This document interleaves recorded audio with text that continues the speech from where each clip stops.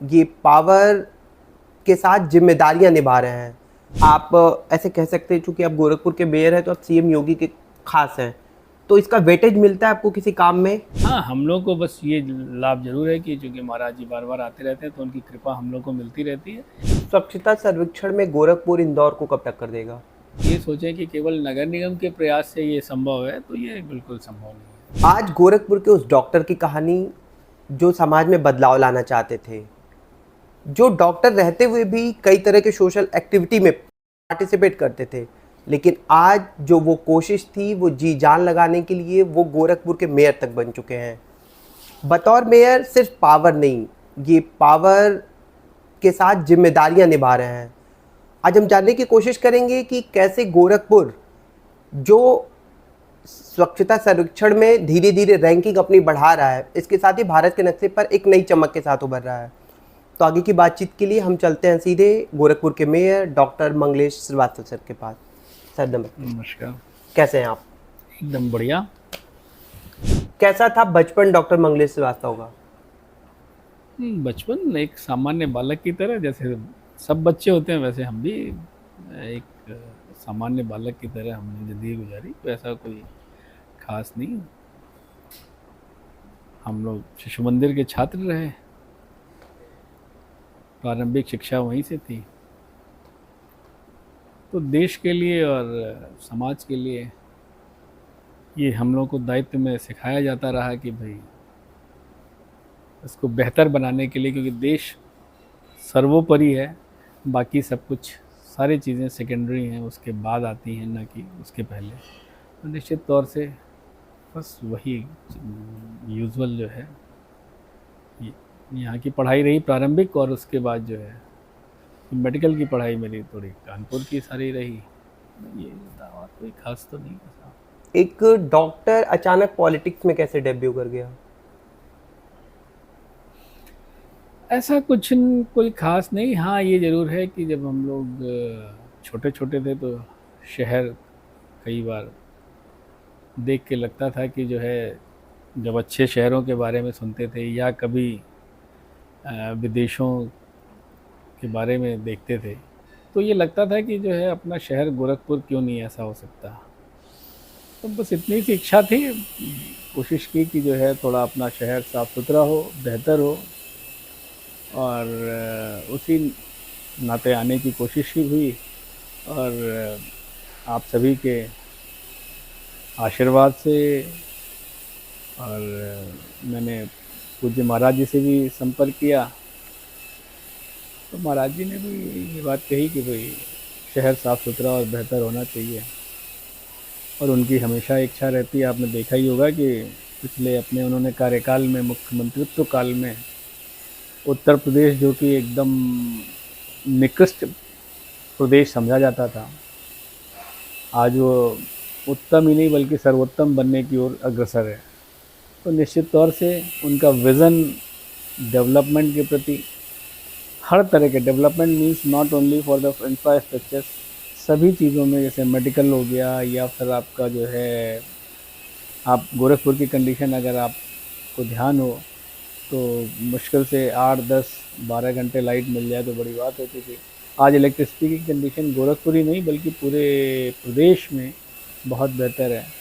Covid का भी management उन्होंने जिस तरह से किया, मैं समझता हूँ कि वो अपने आप में एक उदाहरण है, और उनके प्रयासों का फल था कि उत्तर प्रदेश में काफ़ी बेहतर मैनेजमेंट हुआ। इसलिए इसको कहने में मुझे कोई गुरेज नहीं है।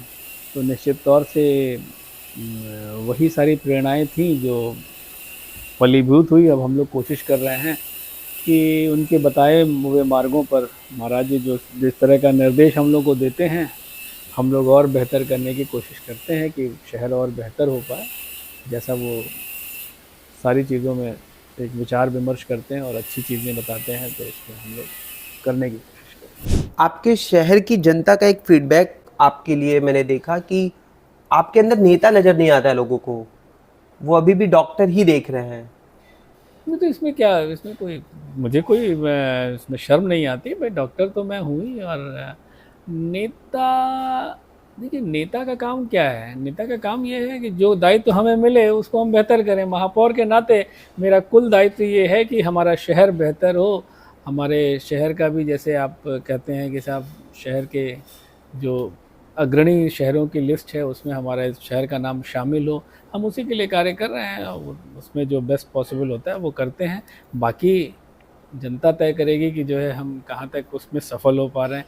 बाकी अगर उनकी अपेक्षा कुछ और है तो वो अगर बताएंगे और उसमें हमारे कार्य क्षेत्र में आएगा, हमारे उस परिधि में आता है, तो निश्चित तौर से हम लोग उसको करने की कोशिश करेंगे। पिछले कुछ समय से गोरखपुर में साफ सफाई बहुत ज़्यादा बढ़ी है, जो सड़कों पर दिख रही है, मोहल्लों में दिख रही है। तो अभी ऐसा क्या हो रहा है जो पहले के सालों में नहीं हो पा रहा था? नहीं, देखिए, पहले के सालों में भी लोगों ने जो जो उस समय के वर्तमान, अरे उस समय के लोग थे, महापौर थे या अन्य पदों पर थे, तो उन्होंने भी अपने हिसाब से जितना संभव हो सका किया।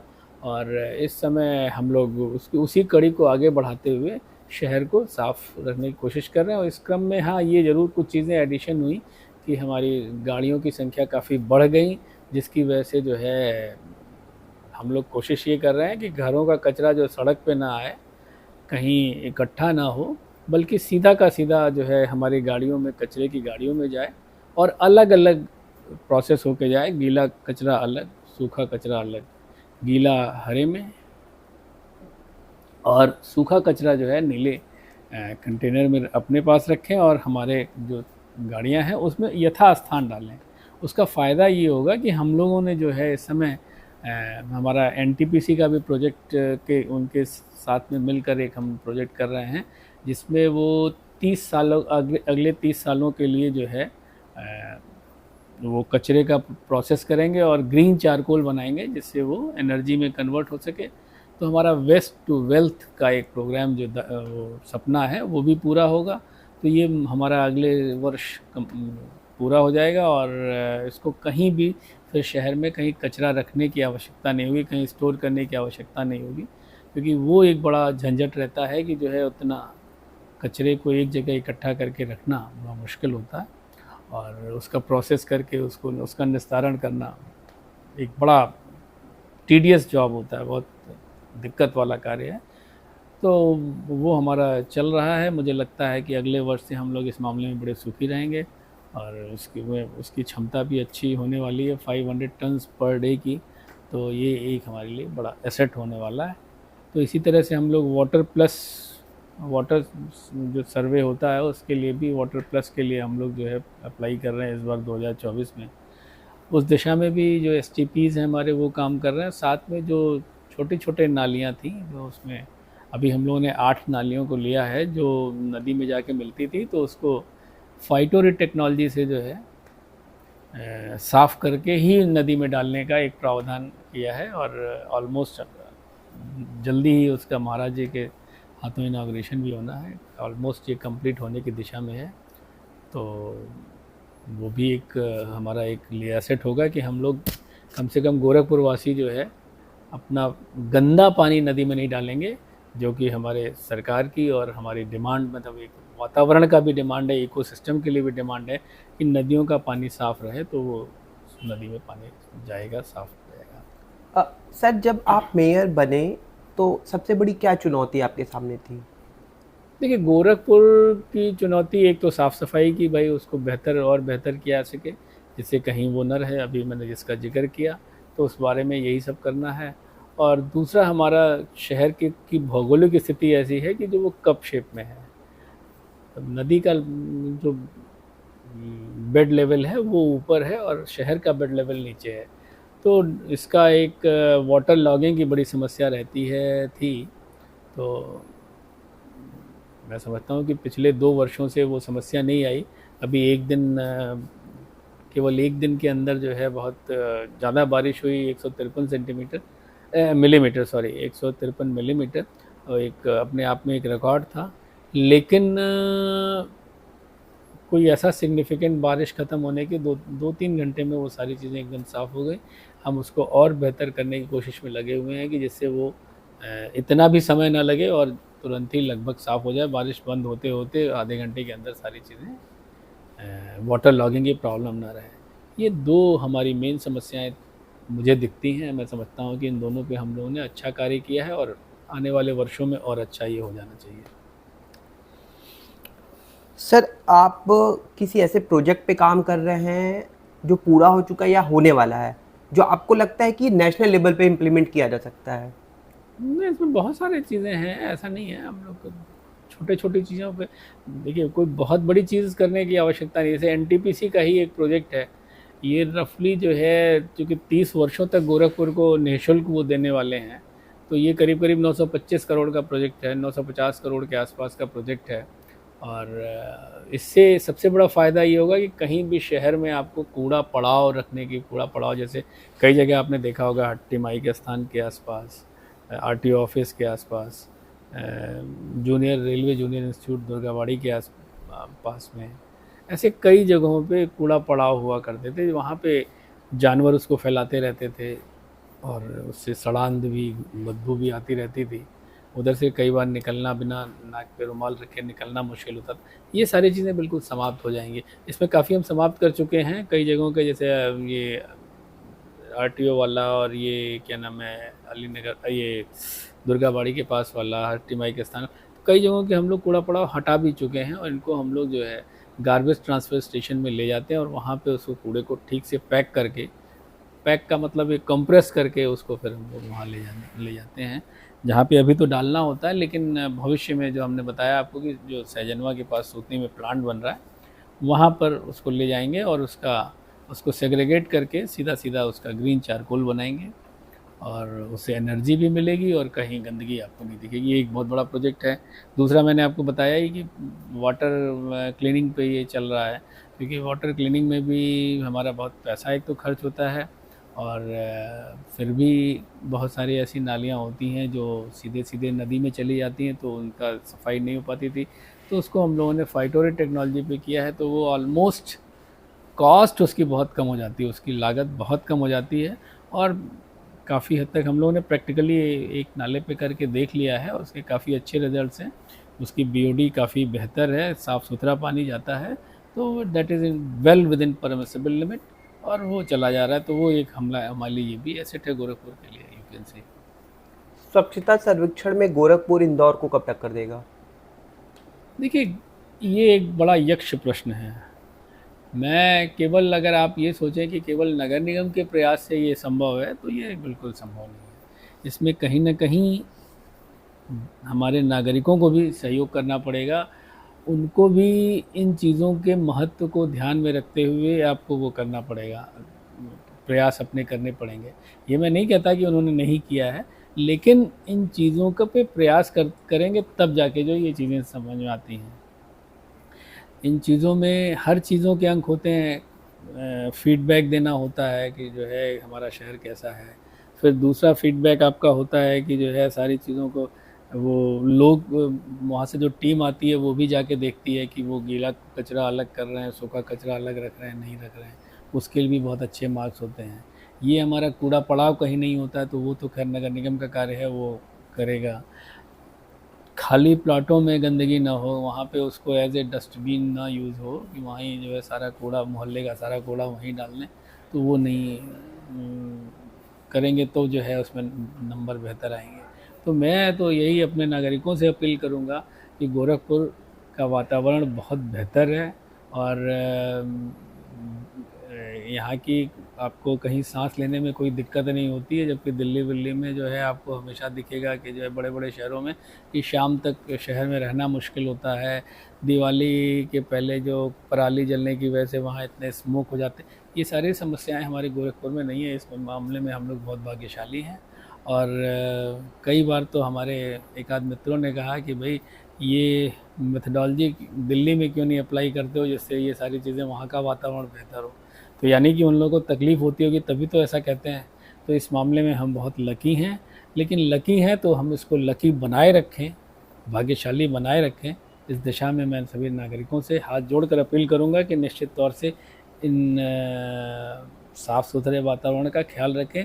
और साफ़ सुथरे में अच्छा तो लगता ही है, अगर आपके चारों ओर बढ़िया एक हरा वातावरण हो, ग्रीन गोरखपुर की कल्पना जो है उसमें जो है अगर आप पेड़ लगाते हैं, सारी चीज़ें करते हैं, तो वातावरण बेहतर होता है, वातावरण शुद्ध होता है। आपको अच्छा लगने के साथ साथ सबसे बड़ी चीज़ है कि हाइजीनिक होता है। आपके जितने भी इन्फेक्टिव बीमारियां हैं, जितने भी इन्फेक्शंस हैं, वो सारे बहुत कम हो जाते हैं। तो इसलिए जो है हमारा स्वस्थ रहेंगे, और जब वो स्वस्थ रहेंगे तो बच्चे बेहतर पढ़ेंगे, अपना काम बेहतर तरीके से कर सकेंगे।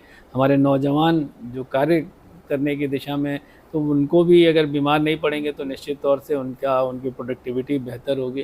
तो इसलिए मैं यही अनुरोध करूँगा कि जो है अपने दायित्वों का निर्वहन करते हो। अपने दायित्वों का निर्वहन का मतलब कि जो हम अपने साफ़ सफाई का, जो हमारे सिविक सेंस में जो चीज़ें वांछित हैं, उनको उनके ऊपर कार्य करते हुए, उनके नियमों का पालन करते हुए बेहतर अपने शहर को बेहतर बनाएं। ये हमारा अनुरोध रहेगा।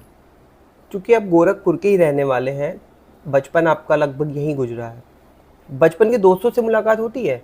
हाँ, बिल्कुल होती है। हमारे शहर काफ़ी दोस्त गोरखपुर में हैं, उनसे सबसे मुलाकात होती है बीच-बीच में।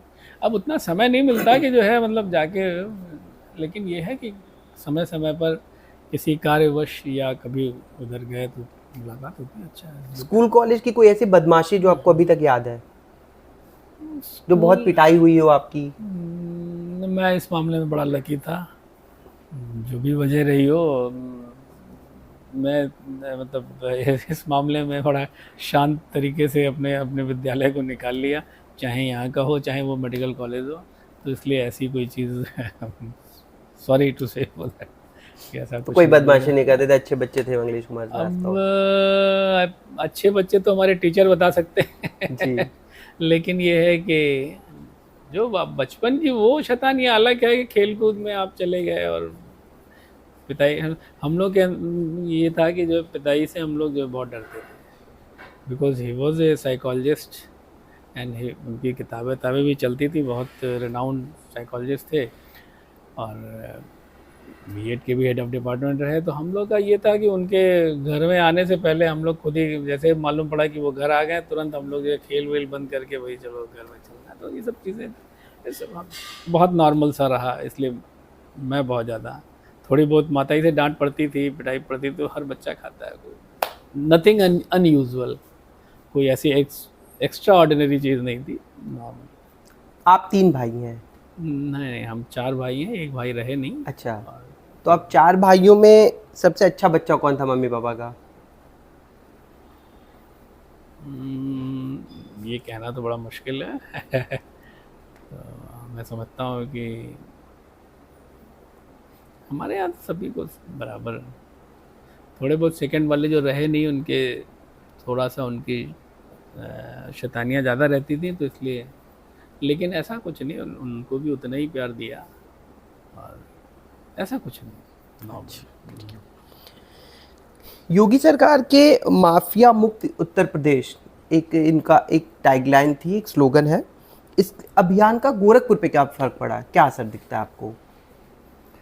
देखिए, गोरखपुर इस मामले में बड़ा किस्मत वाला कहूँगा रहा है कि महाराज जी यहाँ पे जब एमपी थे तब से ही उन्होंने इस शहर की कमान एक तरह से संभाल रखी थी, और जहाँ भी इस तरह के कार्य होते थे उसके अगेंस्ट में वो डट कर खड़े रहते थे।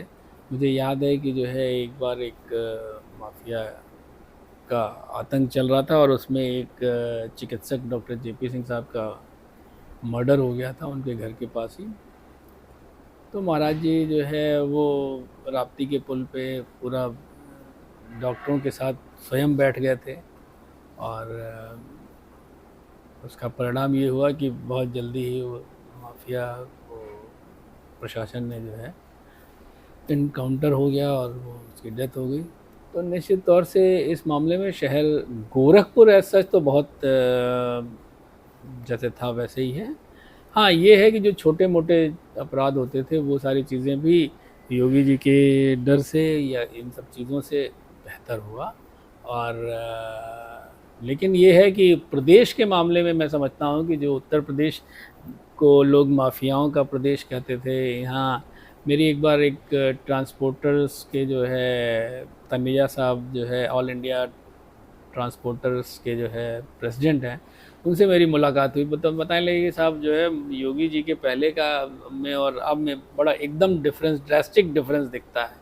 क्योंकि उस समय हम लोग अपने ट्रकों को गोरखपुर भेजना, अरे गोरखपुर कह रहे हैं, मध्य उत्तर प्रदेश में भेजना नहीं चाहते थे, या उनको ये भी इंस्ट्रक्शन होता था कि मान लो अगर जा भी रहा है तो दिन में जहाँ शाम हुई वहीं रुक जाना, उसके आगे नहीं जाना। तो अब ये चीज़ें उल्टी हो गई गोरखपुर में। अब अरे वो ये उत्तर प्रदेश में हमेशा जब भी चाहें वो दिन रात इन चीज़ों को करते हैं, ऐसा कुछ नहीं है। तो इसलिए जो है प्रदेश के जो माफिया राज एक था, उन चीज़ों का तो सफाया ऑलमोस्ट किया है।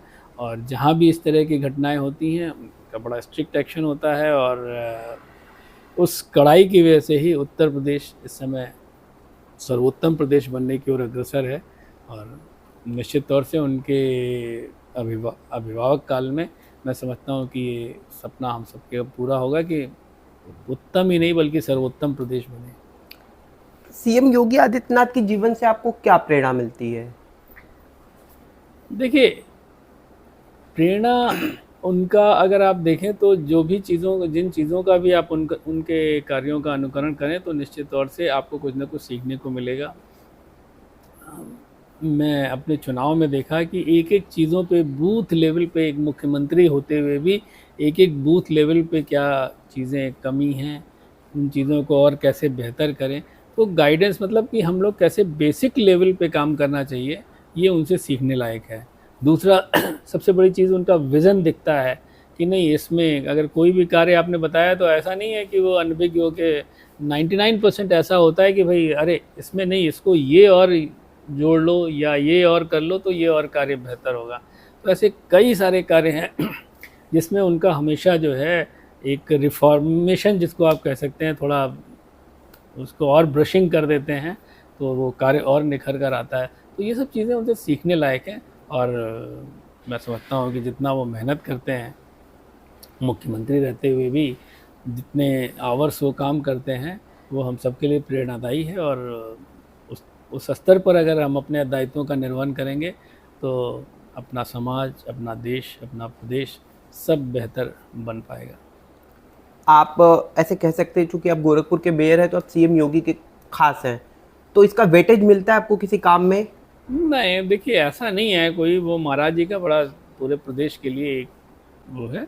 हाँ, हम लोग को बस ये लाभ ज़रूर है कि चूँकि महाराज जी बार-बार आते रहते हैं तो उनकी कृपा हम लोग को मिलती रहती है। लेकिन जो भी आप अच्छे कार्य कहते हैं, मैं समझता हूँ कि यही नहीं, सभी के कार्यों को जो है वो बेहतर कराते हैं। और अगर अच्छे कार्य होते हैं तो तुरंत उसको जो है उसमें सोचने में समय नहीं लगाते कि जो है ये चीज़ें उनके चीज़, अगर आपका प्रोजेक्ट समझ में आ गया तो उसको तुरंत वो क्रियान्वित कराते हैं। तो निश्चित तौर से ये सारी चीज़ें जो है हम लोग के लिए, इस मामले में हम लोग अपने आप को लकी समझते हैं।